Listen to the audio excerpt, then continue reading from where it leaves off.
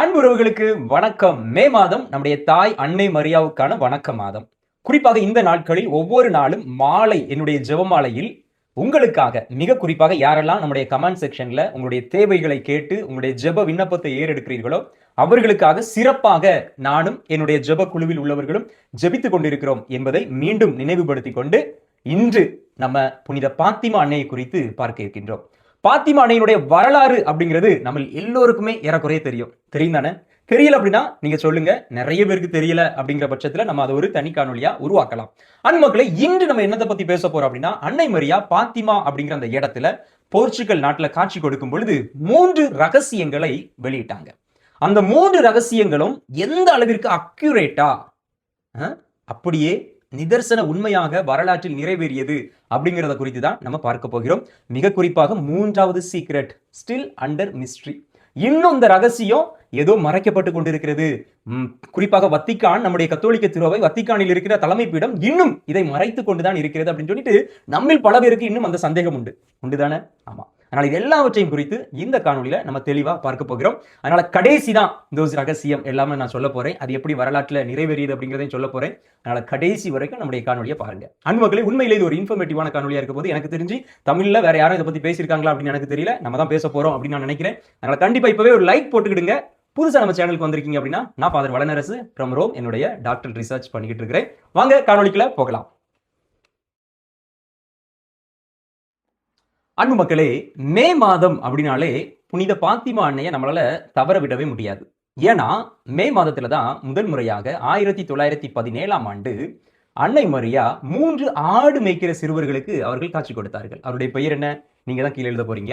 யார் கரெக்டா எழுதுறானி பார்க்கலாம். அப்ப அந்த 3 சிறுவர்களுக்கு காட்சி கொடுத்து தொடர்ந்து ஒவ்வொரு மாதமும் மாதத்தின் 13ஆம் தேதி, அப்ப மேல இருந்து அக்டோபர் மாதம் வரை மொத்தம் 6 முறை காட்சி கொடுக்குறாங்க. 6 முறை காட்சி கொடுக்கும் பொழுதும் ஒவ்வொரு விடயங்களை சொல்றாங்க. அதுல ரொம்ப ஃபேமஸான விடயங்கள் என்ன அப்படின்னா 3 ரகசியம், 3 சீக்ரெட்ஸ் அப்படின்னு நம்ம ஆங்கிலத்துல சொல்லுவாங்க. இந்த 3 ரகசியம் என்ன அப்படிங்கிறத நம்ம இந்த காணொலி நம்ம பார்க்க போறோம் அப்படின்னா ரொம்ப தெளிவா சொல்லிட்டேன் ஆல்ரெடி, இல்லையா மக்களே? அப்ப முதல் ரகசியம் என்ன, 2வது ரகசியம் என்ன, 3வது ரகசியம் என்ன அப்படிங்கிறத சொல்லிட்டு இந்த முதல் ரகசியம் 2வது ரகசியம் எல்லாம் எப்படி வரலாற்றுல நிறைவேறியது அப்படிங்கிறதையும் நம்ம பார்க்கணும். ரொம்ப மிக முக்கியமானது, 1960க்கு பிறகுதான் நீங்க 3வது ரகசியத்தை வெளியிடணும் அப்படின்னு சொல்லிட்டு இந்த 3 சிறுவர்கள்ல ஒருத்தங்க அருட்கண்ணீரா மாறின பிறகு அவங்க சொல்றாங்க. அதனால 1960 வரைக்கும் அந்த 3rd சீக்ரெட் ரிவீல் பண்ணவே படல. அப்ப 1960 என்னொன்னு நான் இறந்ததுக்கு அப்புறம் தான் இந்த சீக்ரெட்டை வெளியிடணும் அப்படின்னு சொன்னதுனால திருச்சபை அதை 2000 வெளியிட்டாங்க. எதை? 3வது ரகசியத்தை. முதல் 2 ரகசியத்தையும் உடனே வெளியிட்டாங்க. அது எல்லாம் எப்படி நிறைவேறியது அப்படிங்கிறதான் இப்போ நம்ம பார்க்க போறோம். அந்த 2000 என்ன சொன்னாங்க அப்படிங்கிறதும் நம்ம கண்டிப்பா பார்க்கணும். ஓகே, முதல் ரகசியம் என்ன மாதிரியான ஒரு விஷன் கிடைக்குது அப்படின்னா, இந்த 3 சிறுவர்களுக்கும் ஒரு நரகம் என்பது காண்பிக்கப்படுகிறது. நரகம்னா அங்கு ஆன்மாக்கள் அப்படியே நரகத்துல கடந்து துடித்து கொண்டு இருக்கிறாங்க. நம்ம விவிலியத்துல பார்க்கிறோம் இல்லையா? ஆண்டவர் சொல்லும் பொழுதெல்லாம் அங்கே பற்கடிப்பும் கண்ணீரும் கவலையும் இருக்கும் அப்படின்னு சொல்றாங்களே, அழுகை இருக்கும் அப்படின்னு சொல்றாங்களே, அதே போல இவங்க பார்த்த அந்த விஷன்ல அங்கு ஒரு நரகம் பற்றி எரிந்து கொண்டிருக்கிறது. நிறைய ஆன்மாக்கள் அங்க கஷ்டப்பட்டு கொண்டிருக்கிறார்கள். இது ஒரு விஷன் ஆஃப் அ ஹெல், ஒரு நரகத்தினுடைய விஷன் தான் இந்த ஃபர்ஸ்ட் சீக்ரெட் அப்படிங்கிறத அந்த குழந்தைங்க வந்து சொல்றாங்க. சரி, ஓகே. இதுல இன்னும் அன்னை மரியா என்ன சொல்றாங்க, நீங்க போய் சொல்ல போறவங்களும் இந்த நரகத்துக்கு போகாம இருக்க ஒன்னே ஒண்ணுதான் நீங்க செய்யணும். அது என்னது? ஜெபமாலை. ஜெபமாலையை நீங்க ஜெபிச்சீங்க அப்படின்னா நீங்க நரகத்துக்கு போக வாய்ப்பே கிடையாது அப்படிங்கறத அன்னை மரியா மிக ஆணித்தரமா 1917லயே மிக தெளிவாக சொல்கிறார்கள். அதன் பிறகு வரலாற்றுல என்ன நடந்தது, இந்த விஷன் அல்லது இந்த சீக்ரெட் அப்படிங்கிறது எப்படி நிறைவேறியது அப்படிங்கிறது நம்ம எல்லோருக்கும் தெரியும். அதன் பிறகுதான் ஜெபமாலை என்பது உலகம் முழுக்க பரவ ஆரம்பிக்கிறது. நிறைய பக்த சபைகள் உருவாகுகின்றன. அன்னை மரியாவினுடைய பெயரால பக்த சபைகள் உருவாகுகின்றன. ஒவ்வொரு ஆலயத்திலும் அன்னை மரியாவுக்கான வணக்க மாதம் அப்படிங்கிறத நம்ம உருவாக்குகிறோம். இப்படியாக எல்லா விடயங்களும் இதன் பிறகுதான் எல்லா இடத்துக்கும் கொண்டு போய் சேர்க்கப்படுகிறது. உண்மையிலேயே பிராக்டிக்கலி இந்த சீக்ரெட் அப்படிங்கிறது நிறைவேற ஆரம்பித்தது. நிறைய பேரு ஹெல், அதாவது இந்த நரகத்துக்கு போவதிலிருந்து இருந்து தப்பிக்க ஆரம்பிக்கிறார்கள் அப்படிங்கிறத நம்மளால பார்க்க முடியும். எப்போ நம்ம தினமும் சரியாக முழு மனதோடு திருச்செபமாலையை ஒப்பு கொடுத்து ஜெபிச்சோம் அப்படின்னா நமக்கு நரகம் போக வாய்ப்பே இல்லை. யாரெல்லாம் ஜெபமாலை ஜெபிக்கிறா? நம்ம நிறைய வீடியோ ஏற்கனவே ஜெபமாலை குறித்து நம்முடைய பழைய வீடியோக்களை போட்டிருக்கோம். பார்க்காதவங்க தயவு செய்து பாருங்க. அன்பு மக்களே, நான் இப்பவும் சொல்றேன், நம்ம நல்லா இருக்கணும் அப்படின்னா நம்மளை சுத்தி இருக்கவங்க நல்லா இருக்கணும். அப்படிதானே? அதுதான் ஒரு நல்ல ஆன்மீக முதிர்ச்சியாக இருக்க முடியும். நம்ம மட்டும் நல்லா இருந்துட்டா போதும் அதெல்லாம் கிடையாது. நம்ம கிறிஸ்தவம் என்னைக்குமே என்ன சொல்லுது, எல்லாரும் நல்லா இருக்கணும் அப்படின்னு சொல்லிட்டு. அப்ப இன்னைக்கு நான் மட்டும் ஜெபமாலை சொன்னேன் அப்படின்னா அது போதாது. நீங்க மத்தவங்களையும் ஜெபமாலை சொல்ல வைக்கணும். குறிப்பா இன்னைக்கு நம்முடைய குடும்பங்கள்ல பாத்தீங்கன்னா அம்மா மட்டும்தான் சொல்லுவாங்க, இல்லைன்னா அவங்களுடைய மனைவி மட்டும்தான் சொல்லுவாங்க. ஆனா அப்படி இருக்கக்கூடாது, எல்லாரும் ஜெபமாலை சொல்லணும். குறிப்பா 1917க்கு பிறகு நம்முடைய கத்தோலிக்க திருவையில் இந்த ஜெபமாலை சொல்வது என்பது அதிகமானது. ஆனா இப்போ கொஞ்ச நாட்களா நம்மளால பார்க்க முடிகிறது, இந்த ஜெபமாலை பக்தி முயற்சி என்பது எல்லா இடங்களிலும் குறைந்து கொண்டு வருவது போல எனக்கு தோன்றுகிறது. சரியா தப்பா அப்படின்னு நீங்க உங்களுடைய கருத்துக்களை கீழே பதிவிடலாம்.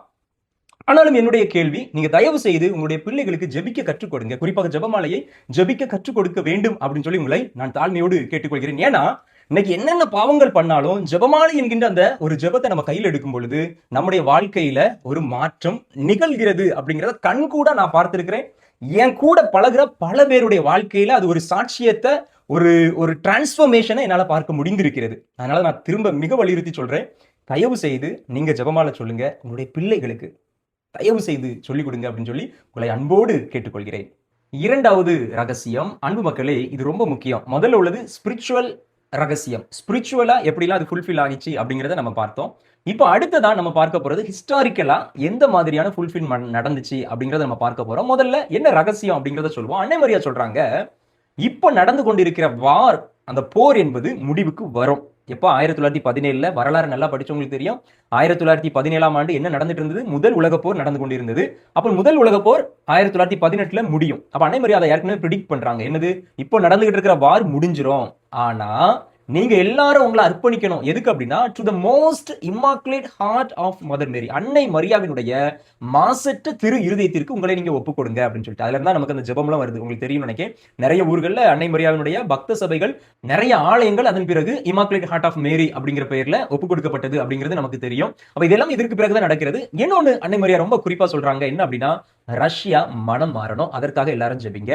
இல்ல அப்படின்னா ரஷ்யா தன்னுடைய அந்த குற்றங்களை, த எரர்ஸ் அப்படின்னு சொல்லி ஆங்கிலத்தில் சொல்லப்பட்டிருக்கிறது, அதனுடைய அந்த பாவங்களை, அதனுடைய தீமைகளை உலகம் முழுமைக்கும் அது பரப்பிவிடும் அப்படின்னு சொல்லிட்டு அன்னை மரியா சொல்லியிருக்கிறாங்க. சரி, இதுதான் செகண்ட் அந்த சீக்ரெட் அப்படின்னு சொல்லி நம்ம சொல்றோம், ரகசியம் சொல்லலாம். அப்போ இந்த ரகசியம் எப்படி வரலாற்றில் நிறைவு பெற்றது அப்படிங்கறத நம்ம பார்க்கணும் இல்லையா? அதை நம்ம இப்ப பார்க்கலாம். ஏற்கனவே சொன்னது மாதிரி அன்னை மரியா வெளிப்படுத்துறாங்க, இந்த வார் முடிஞ்சிரும், அடுத்த வாரு நீங்க மனம் திரும்பல, மக்கள் தொடர்ந்து ஜெபிக்கல, மக்கள் தொடர்ந்து நல்ல வாழ்க்கையை வாழாம தொடர்ந்து கடவுளை நீங்க காயப்படுத்தி கொண்டே இருந்தீங்க அப்படின்னா இன்னும் ஒரு போர் என்பது உலகத்தில் உருவாகும் அப்படிங்கறது அன்னை மரியா சொன்னாங்க.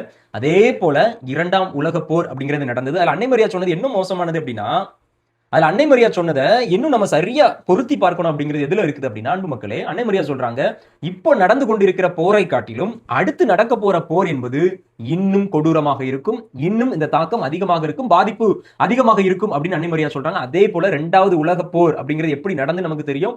முதல் உலக போர்ல நடந்ததை விட மோசமான பாதிப்புகளை எல்லா நாடுகளும் அனுபவித்தது அப்படிங்கிறது நமக்கு தெரியுது. அப்போ இந்த செகண்ட் சீக்ரெட் இப்படி ரிவீல் ஆனது இந்த மாதிரியாக ஃபுல்ஃபில் ஆகுது அப்படின்னு சொல்லி நம்ம பார்க்கிறோம். இன்னொன்னு, ரஷ்யாவை நீங்க எல்லாரும் ரஷ்யாவுக்காக ஜெபிக்கணும் அப்படின்னு சொன்னாங்க. எதற்கு அப்படின்னா, நீங்க பாத்தீங்கன்னா தெரியும், வரலாற்றுல ரஷ்யன் புரட்சி அப்படிங்கிறது வெடிக்கிறது, பல நாடுகளாக சோவியத் யூனியன் ஆஃப் ரஷ்யா அப்படிங்கிறது உடைந்து சிதறடிக்கப்படுகிறது.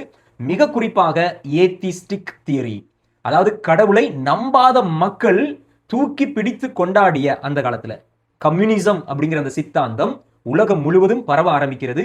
அதன் பிறகுதான் நிறைய பிரச்சனை, குறிப்பா திருச்சபைக்கு எதிராக பலரும் கிளர்ந்தது இதன் பிறகுதான் அப்படிங்கிறத நம்ம வரலாற்றுல பார்க்கிறோம். குறிப்பா கன்னியர்களுக்கு எதிராக, அருட்தந்தையர்களுக்கு எதிராக, ஆலயங்களை சிதைப்பதாக இருக்கலாம், கண்ணீர் மடங்களை, துறவு மடங்களை சிதைப்பதாக இருக்கலாம் அப்படின்னு சொல்லி எல்லாமே இதன் பிறகுதான் வெளியே வருகிறது. அப்ப அன்னை மரியா ஆல்ரெடி ப்ரெடிக்ட் பண்றாங்க, எதற்கு, நீங்க எல்லோரும் ரஷ்யாவுக்காக ஜெபிக்கணும், ரஷ்யாவில இருந்து இந்த மாதிரியான ஒரு தீய விளைவுகளை சந்திக்கிற அளவுக்கு அவர்கள் தங்களுடைய உலகம் முழுவதும் அவர்கள் பரப்புவார்கள் அப்படிங்கிற அன்னை மரியா சொன்னாங்க. அதே போல நடந்தது அப்படிங்கிறத நம்மளால பார்க்க முடிகிறது. இன்னைக்கு வரைக்கும் எங்கெல்லாம் இந்த கம்யூனிசம் வேரூன்றி இருக்கிறதோ, நம்ம கேரளாவை தவிர, அங்கே இப்ப காங்கிரஸ் வந்துட்டாங்க, எங்கெல்லாம் கம்யூனிசம் இருக்கிறதோ அங்கு எல்லாம் கிறிஸ்தவம் அப்படிங்கிறது அடித்து நொறுக்கப்பட்டு தான் இருக்கிறது.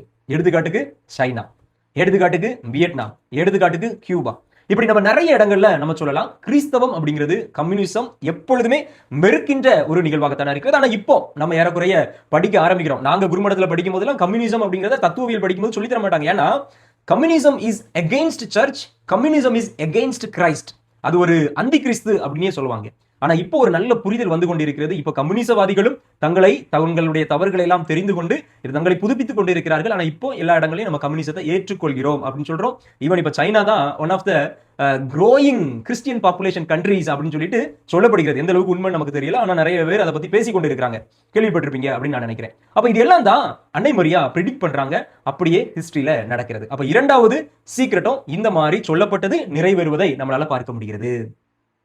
இப்பந்தான் தேர்ட் சீக்ரெட் ரொம்ப வருஷமா மர்மமாவே இருந்து நான் சொன்னேன் இல்லையா, அந்த 3 பேர்ல ஒருத்தங்க அந்த லுச்சியா அப்படிங்கிற அருட் சகோதரி மிக தெளிவாக இந்த சீக்ரெட் எல்லாம் எழுதி ஒரு கவர்ல வைக்கிறாங்க, வைத்து வேட்டிகன் கொடுக்குறாங்க. கொடுக்கும் போதே சொல்றாங்க, மாதா சொன்னாங்க 1960க்கு பிறகுதான் இதை நீங்க ஓபன் பண்ணணும் அப்படின்னு ஒண்ணு. ரெண்டாவது, நான் இறந்த பிறகுதான் ஓபன் பண்ணணும் அப்படிங்கிறதையும் சொல்றாங்க. அப்போ 2000 ஆண்டு நடக்கும் பொழுது திருத்தந்தையாக இருந்த புனித 2ஆம் ஜான் பால் அவர்கள் இந்த ரிவீல் பண்றாரு, இந்த சீக்ரெட்டை ஓபன் பண்ணி ரிவீல் பண்றாரு. தேர்ட் சீக்ரெட்டை நான் கொஞ்சம் பார்த்தே படிக்கிறேன். ஏன் அப்படின்னா நம்மளா சொல்லும் போது இதையும் மிஸ் பண்ணிடக்கூடாது இல்லையா மக்களே. முதல்ல இது ஒரு விஷன் தான், என்னதான் இது எழுத்துப்பூர்வமா எழுதப்பட்டிருந்தாலும் ஒரு காட்சியை அவங்க எழுத்துப்பூர்வமா எழுதி நம்ம வத்திக்கானுக்கு கொடுத்திருக்காங்க அப்படிங்கிறத நம்மளால பார்க்க முடிகிறது. அப்போ முதல்ல ஒரு ஏஞ்சல் கையில ஒரு பற்றி எரிந்து கொண்டிருக்கிற ஒரு பெரிய வாளை கரத்தில் பிடித்து கொண்டிருக்கிறார்கள் அப்படின்னு சொல்லப்பட்டிருக்கிறது. அப்புறமா இந்த உலகத்தை ஒரு நெருப்பு அப்படியே வந்து பயமுறுத்துவது போல இருக்கிறது அப்படின்னு சொல்லப்பட்டிருக்கிறது. அப்புறமா ஒரு அழிந்து போன ஒரு நகரத்தை அன்னை மரியா இந்த 3 சிறுவர்களுக்கும் காமித்திருக்கிறார்கள் அப்படின்னு சொல்லப்படுகிறது. அடுத்து மக்கள் முழுவதும் சஃபரிங்ல இருக்கிறாங்க, வேதனையில இருக்கிறாங்க அப்படிங்கிற ஒரு இது காண்பிக்கப்படுகிறது. பிஷப்ஸ், ஆயர்கள், குருக்கள், துறவர சபையினர், ஏன் நம்ம கத்தோலிக்க விசுவாசிகள் கூட எல்லாருமே ஒரு மவுண்டைன் நோக்கி ஏறி கொண்டிருக்கிறார்கள் அப்படின்னு சொல்லப்பட்டிருக்கிறது. அடுத்ததாக ஒரு பெரிய சிலுவை, அங்க வேற எதுவுமே காண்பிக்கப்படல, ஒரு பெரிய சிலுவை மட்டும் காண்பிக்கப்பட்டிருக்கிறது. அடுத்ததாக ஒரு பிஷப், அவரு வெள்ளை ஆடையில் இருக்கிறாரு, அவரு கொல்லப்படுவதையும் இவர்கள் பார்க்கிறார்கள். அன்பு மக்களே, இதை எல்லாத்தையும் வேட்டிகன் எப்படி இன்டர்பிரட் பண்ணிச்சு அப்படிங்கிறதையும் நம்ம பார்க்கணும். வேட்டிகன் என்ன சொல்லுது அப்படின்னா, இது அப்படியே லிட்ரலா நம்ம எடுக்க வேண்டிய அவசியம் இல்லை, இதெல்லாம் ஒரு சிம்பாலிக் விஷன் அப்படின்னு முதல்ல சொல்லியிருந்தாங்க. செகண்ட் நடந்ததுனால நம்ம இதெல்லாம் கனெக்ட் பண்றோம், இப்படிலாம் நடந்திருக்குது, ரஷ்யா இப்படி பண்ணிச்சு, எல்லாத்தையும் நம்ம சொல்றோம். இப்ப இந்த மூணாவது வத்திக்கான் என்ன சொல்கிறது தெளிவா பாத்தீங்க அப்படின்னா, suffering of the church during 20th century, 20வது நூற்றாண்டுல கிறிஸ்தவர்கள் ரொம்ப கஷ்டப்பட போறாங்க அப்படிங்கிறது உங்களுக்கே தெரியும், என்ன மாதிரி கஷ்டத்தை நம்ம அனுபவிச்சு கொண்டு இருக்கிறோம் அப்படின்னு சொல்லிட்டு. ரெண்டாவது, பெர்சிக்யூஷன், வேத கலாபனை மீண்டும் கிறிஸ்தவர்களுக்குள்ள வரலாம். அது நிறைய நேரத்துல நம்பிக்கை இழப்பதுனால, கிறிஸ்துவின் மீதும் திருச்சபையின் மீதும் நம்பிக்கை இழக்கும் பொழுது ஒரு பெர்சிக்யூஷன் வரும் அப்படிங்கிறது சொல்லப்படுகிறது. நிறைய பேர் மாற்றையரா இறப்பாங்க, மறைசாட்சிகளா இறப்பாங்க அப்படின்னு சொல்லிட்டு. ரொம்ப முக்கியம், 1981 மே மாதம் 13ஆம் தேதி, ஏற்கனவே நான் சொல்லியிருக்கேன், மே மாதம் 13ஆம் தேதி அன்னை மரியா பாத்திமால காட்சி கொடுத்த நாள். அதே நாள்ல வெள்ளை உடை அணிந்திருந்த ஒரு ஆயர், அவர்தான் போப். அந்த பாத்திமா மாதாவினுடைய திருவிழாவை கொண்டாடும் அந்த நினைவு நாள்ல ஒரு இஸ்லாமிய சகோதரனால சுடப்படுகிறார். யாரு? திருத்தந்தை ஜான் பால் II. நிறைய பேருக்கு தெரிஞ்சிருக்கும். ஆனா ரொம்ப அதிசயத்தக்க விதத்துல போப் ஜான் பால் II வந்து உயிர் பிழைக்கிறார். சில நாள் மருத்துவமனையில அனுமதிக்கப்படுகிறார். வெளியே வாராரு. அந்த துப்பாக்கி தோட்ட அந்த குண்டை எடுத்துட்டாங்க. அந்த குண்டு எங்க இருக்குதுன்னு உங்களுக்கு தெரியுமா? இப்பவே சொல்லிடுறேன். அந்த குண்டு இன்னைக்கு பாத்திமாவில் இருக்கிற மதர் மேரி, அன்னை மரியாவினுடைய கிரீடத்துல நடுவுல வைக்கப்பட்டிருக்கிறது. எதற்காக அப்படின்னா, இந்த தாய் தான் என்னைய காப்பாத்தினாங்க அப்படின்னு சொல்லிட்டு. இதுல ரொம்ப சுவாரஸ்யமான விடயம் என்ன அப்படின்னா, அன்பு மக்களே, நிறைய பேருக்கு தெரிஞ்சிருக்கும், சுருக்கமா சொல்றேன். அதனால அந்த சுட்ட அந்த முகமதிய சகோதரரை சிறைச்சாலைக்கு போய் திருத்தந்தை ஜான் பால் II மன்னித்து ஏற்றுக்கொண்டார். அந்த மன்னிக்கிற அந்த தன்மையை அவர்கிட்ட இருந்து நம்ம கத்துக்கலாம். அது உண்மையிலேயே ஒரு பெரிய விடயம் தான் இல்லையா? தன்னை ஒருத்தன் சுடுறான், அவனே போய் மன்னிக்கிறது. அதன் பிறகு திருத்தந்தை புனிதர்பட்ட நிகழ்வில அந்த இஸ்லாமிய சகோதரன் அங்கு ஒரு சாட்சியாக நின்று கொண்டிருந்தான். அதெல்லாம் நம்ம வரலாறுல பலமுறை பார்த்திருப்போம், பேசியிருப்போம், கேள்விப்பட்டிருப்போம். சரி, ஓகே. அப்போ அந்த ஒயிட் ட்ரெஸ்ட் பிஷப் அது யார் அப்படின்னா ஜான் பால் II தான் அப்படின்னு சொல்லப்படுகிறது. அன்பு மக்களே, திருச்சபை இந்த மாதிரியான விளக்கங்களை கொடுத்த பிறகும் இன்னும் நிறைய பேர் நினைத்து கொண்டிருப்பது என்ன தெரியுமா? இன்னும் இதுல ஏதோ இருக்கிறது. அப்படின்னு சொல்லி ஆளுக்கு ஒவ்வொரு விதமான இன்டர்பிரிட்டேஷன் கொடுத்துட்டு இருக்காங்க. திருச்சபை இன்னும் ஒரு சில விடயங்களை மறைத்துதான் வைத்திருக்கிறார்கள். அதை என்னைக்கு வெளியிடுறாங்களோ அன்னைக்கு உலகம் அழிந்துரும் அப்படின்னு சொல்லி பேசுறவங்க நிறைய பேர் இருக்கிறாங்க. என்னைக்கு அதை வெளியிடுறாங்களோ அன்னைக்கு ஆண்டவர் இயேசு கிறிஸ்துவோட 2ஆம் வருகை இருக்கும் அப்படின்னு சொல்லி நிறைய பேர் சொல்லிக்கிட்டு இருக்காங்க. இப்படி நிறைய இன்டர்பிரிட்டேஷன் இருக்கிறது. மிக குறிப்பாக நீங்க விரும்புனீங்க அப்படின்னா கீழே எழுதுனீங்க அப்படின்னா, நம்ம 16ஆம் பெனடிக்ட் திருத்தந்தையாக இருக்கும் பொழுது அவர் இந்த 3வது ரகசியத்தை குறித்து ஒரு இன்டர்பிரிட்டேஷன் கொடுத்திருக்கிறார். அதை இன்னொரு காணொலியில நம்ம பார்க்கலாம். இல்ல அப்படின்னா நீங்களே படித்து கூட தெரிந்து கொள்ளலாம். ஏன்னா இப்பவே இது நல்ல ஒரு பெரிய காணொலியா போயிட்டு. அதனால அன்பு மக்களே, இதுதான் 3 சீக்ரெட்ஸ் ஆஃப் பாத்திமா. உங்களுக்கு நான் சுருக்கமாக தான் சொல்லியிருக்கிறேன். இதுல நம்ம நிறைய படிக்க வேண்டியது இருக்குது, நிறைய விடயங்கள் இருக்குது. திருவை நமக்கு சொல்லக்கூடியது இந்த சீக்ரெட்ஸ், இந்த காட்சிகள், இது முக்கியமா விவிலியம் முக்கியமா அப்படின்னு சொல்லி கேட்கும் பொழுது விவிலியம் தான் முக்கியம். விவிலியத்துல நமக்கு கொடுக்கப்பட்டிருக்கிறதா இந்த ரிவீல்டு ட்ரூத் அப்படிங்கிறத மிக தெளிவாக ஆணித்தரமாக சொல்கின்றது. அந்த கருத்தையும் உங்களோட பகிர வேண்டும் என்று நான் ஆசைப்பட்டேன். அன்புமக்களே, இதுதான் இன்னைக்கு உங்களோட பேசணும் அப்படின்னு நான் ஆசைப்பட்டது. அன்புமக்களே, ரொம்ப தாழ்மையா கேட்டுக்கொள்வது, இந்த ஜெபமாலை நம்ம ஜெபிக்கணும். குறிப்பா இந்த மாதத்துல நீங்க ஜெபமாலையை சொல்லாம விட்டுருந்தீங்க அப்படின்னா தயவு செஞ்சு சொல்ல ஆரம்பிங்க. உங்க குடும்பத்தோட சொல்ல ஆரம்பிங்க, உங்க பிள்ளைகளுக்கு சொல்லிக் கொடுங்க.